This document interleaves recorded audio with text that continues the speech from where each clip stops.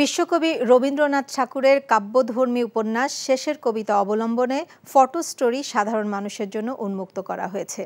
সন্ধ্যায় জাতীয় শিল্পকলা একাডেমির চিত্রশালা অডিটোরিয়ামে সর্বসাধারণের জন্য ফটো স্টোরিটি উন্মুক্ত করেন সমাজ কল্যাণ মন্ত্রী ডাক্তার দীপু মনি।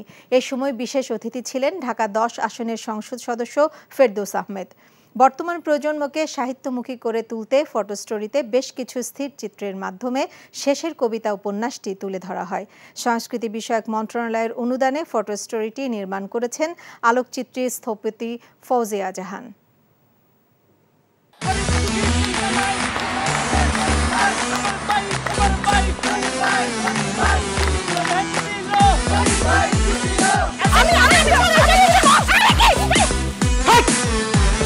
কি ধরনের আকাম করেছে জানো? সারা বিয়ে করলো দুখান, কিন্তু ফেসবুকে রিপোর্ট করেছে একখান। ম্যারেজটা আমার তো হট হয়ে গেছে অনেক আগ থেকে। আমি আমার জান পাখি, সোনা পাখি, টিয়ে পাখি, কি করতেছো?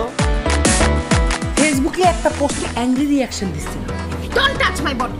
বড় বউয়ের প্রতি অনেকই বেশি না মায়া মহব্বত। যাও তারে গিয়া দেখাও, আমার কাছে আইছো কেলা? প্রথমে আমার ঘরে না এসে আমার চোখের সামনে দিয়ে গট গট করে ছোট বউয়ের রুমের মধ্যে চলে যাও কোন সাহসে?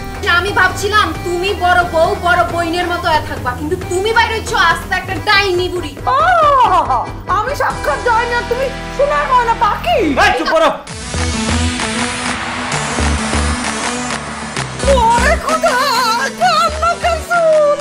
গুলশান বনানীর মায়েরা যেমন চুল কালার করে না, আমার তো মনে হইতেছে গনি মিয়া কোনো গুলশান বনানীর মডার্ন মায়ের প্রেমে পড়ছে। আমি জীবনে বিয়ে যদি করি একখান করবো দুইখান করবো না। তোরে তুই দে আমার গ্রুপ। আরে কি করতেছ? আরে বাইরে করতে বাইরো। যা কইছি শুনো, গড়তে বাইরো। তুমি কি করতেছ তুমি? কোথায় যাচ্ছ স্বামী আমার?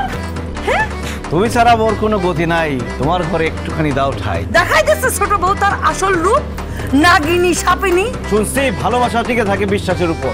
আমার উপর তোমাদের সেই বিশ্বাস ছিল, আজকে দেখতেছি আমার উপর আর কোনো বিশ্বাস নাই। যেহেতু বিশ্বাস নাই, তোমাদের সাথে থাকার কোনো ইচ্ছা আমার নাই।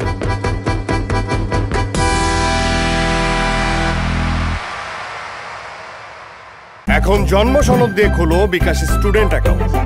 নিজের বিকাশ নিজে কর।